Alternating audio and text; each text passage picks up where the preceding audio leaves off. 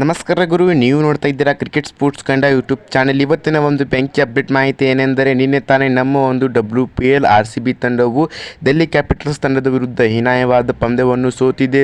ಪಂದ್ಯವನ್ನು ಸೋತ ನಂತರ ಈಗಾಗಲೇ ನಮ್ಮ ಒಂದು RCB ತಂಡವು ಕ್ವಾಲಿಫೈ ಆಗುತ್ತಾ ಇಲ್ಲವಾ ಎಂಬುದರ ಬಗ್ಗೆ ಫುಲ್ ಡೀಟೇಲ್ ಅಪ್ಡೇಟ್ ಮಾಹಿತಿಯನ್ನು ನಿಮಗೆಲ್ಲರಿಗೂ ಇವತ್ತಿನ ಒಂದು ವಿಡಿಯೋದಲ್ಲಿ ತೋರಿಸಿಕೊಡುತ್ತೇನೆ. ಅದಕ್ಕಿಂತ ಮುಂಚೆ ದಯವಿಟ್ಟು ನಮ್ಮ ಚಾನಲ್ ಸಬ್ಸ್ಕ್ರೈಬ್ ಮಾಡಿಕೊಳ್ಳಿ ಮತ್ತು ಬೆಲ್ ಐಕಾನ್ ಬಟನ್ ಅನ್ನು ಕ್ಲಿಕ್ ಮಾಡಿಕೊಳ್ಳಿ, ಏಕೆಂದರೆ ಇದೇ ರೀತಿಯಾದಂಥ ಮುಂತಾದ WPL, IPL ಹಾಗೂ RCBಗೆ ಸಂಬಂಧಪಟ್ಟಂಥ ಅಪ್ಡೇಟ್ ಮಾಹಿತಿಯನ್ನು ನಿಮಗೆಲ್ಲರಿಗೂ ಕಲ್ಪಿಸಿಕೊಡಲು ಸಾಧ್ಯವಾಗುತ್ತದೆ.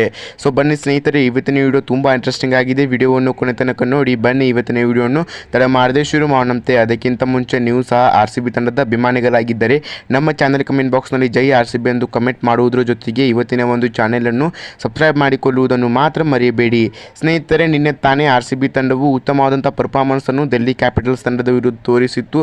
ಆದರೆ ರಿಚಾ ಘೋಷ್ ರವರು ಕೂಡ ಉತ್ತಮವಾದಂಥ ಪರ್ಫಾರ್ಮೆನ್ಸನ್ನು ತೋರಿಸಿದ್ದಾರೆ. ಆದರೆ ನಮ್ಮ ಒಂದು RCB ತಂಡವು ಕೊನೆಯದಾಗಿ ಪಂದ್ಯವನ್ನು ಸುಮಾರು 1 ರನ್ಗಳ ಅವಕಾಶದಿಂದಾಗಿ ಈಗಾಗಲೇ ಡೆಲ್ಲಿ ಕ್ಯಾಪಿಟಲ್ಸ್ ತಂಡದ ವಿರುದ್ಧ ಹೀನಾಯವಾದ ಸೋಲನ್ನು ಒಪ್ಪಿದೆ. ಹೀಗಾಗಿ ಡೆಲ್ಲಿ ಕ್ಯಾಪಿಟಲ್ಸ್ ತಂಡವು RCB ತಂಡದ ವಿರುದ್ಧ 1 ರನ್ಗಳ ಲೀಡ್ನ ತಕ್ಕಂತೆ ಜಯವನ್ನು ನಿನ್ನೆ ಸಾಧಿಸಿದೆ ಸ್ನೇಹಿತರೆ. ಹೀಗಾಗಿ ಡೆಲ್ಲಿ ಕ್ಯಾಪಿಟಲ್ಸ್ ತಂಡವು ಕೂಡ RCB ತಂಡದ ವಿರುದ್ಧ ಪಂದ್ಯವನ್ನು ಗೆದ್ದು ನಿನ್ನೆ ತಾನೇ ಕ್ವಾಲಿಫೈ ಆಗಿದೆ. ಅದೇ ರೀತಿಯಾಗಿ ನಮ್ಮ ಒಂದು RCB ತಂಡವು ಮುಂದಿನ ಪಂದ್ಯವನ್ನು UP ವಾರಿಯರ್ಸ್ ಮತ್ತು ಗುಜರಾತ್ ಜಯಂಟ್ಸ್ ತಂಡದ ವಿರುದ್ಧ ಆಡುತ್ತಿದ್ದು, ಅದರಲ್ಲಿಯೂ 2 ಪಂದ್ಯಗಳನ್ನು ಗೆದ್ದರೆ ಮಾತ್ರ RCB ತಂಡವು ಪ್ಲೇ ಆಫ್ಗೆ ಹೋಗುತ್ತದೆ ಮತ್ತು ಕ್ವಾಲಿಫೈ ಆಗುತ್ತದೆ ಎಂಬ ದೊಡ್ಡ ಸ್ಟೇಟ್ಮೆಂಟ್ ಅನ್ನು ಕೂಡ ಈಗಾಗಲೇ ಬಿಡುಗಡೆ ಮಾಡಿದ್ದಾರೆ.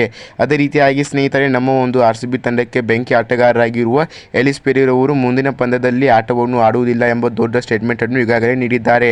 ಸ್ನೇಹಿತರೆ, ನಿಮ್ಮೆಲ್ಲರ ಪರವಾಗಿ ರಿಚಾ ಘೋಷ್ ರವರು ಯಾವೆಲ್ಲ ರೀತಿಯಾಗಿರುವಂಥ ಪರ್ಫಾರ್ಮೆನ್ಸ್ ಅನ್ನು ಡೆಲ್ಲಿ ಕ್ಯಾಪಿಟಲ್ಸ್ ತಂಡದ ವಿರುದ್ಧ ತೋರಿಸಿದ್ದಾರೆಯೋ ಅದೇ ರೀತಿಯಾದಂಥ ಪರ್ಫಾರ್ಮೆನ್ಸ್ ಅನ್ನು ಮುಂದಿನ ಪಂದ್ಯಗಳಲ್ಲಿ, ಅದರ ಜೊತೆಗೆ RCB ತಂಡವು ಕ್ವಾಲಿಫೈ ಆಗುತ್ತಾ ಇಲ್ಲವಾ ಎಂಬುದರ ಬಗ್ಗೆ ನಿಮಗೇನಾದರೂ ಮಾಹಿತಿ ಇದ್ದರೆ ನಮ್ಮ ಚಾನಲ್ ಕಮೆಂಟ್ ಬಾಕ್ಸ್ನಲ್ಲಿ ಕಮೆಂಟ್ ಮಾಡಿ. ಇದೇ ರೀತಿಯಾದಂಥ ಮುಂತಾದ ಅಪ್ಡೇಟ್ ವಿಡಿಯೋಗಳಲ್ಲಿ ಸಿಗೋಣ.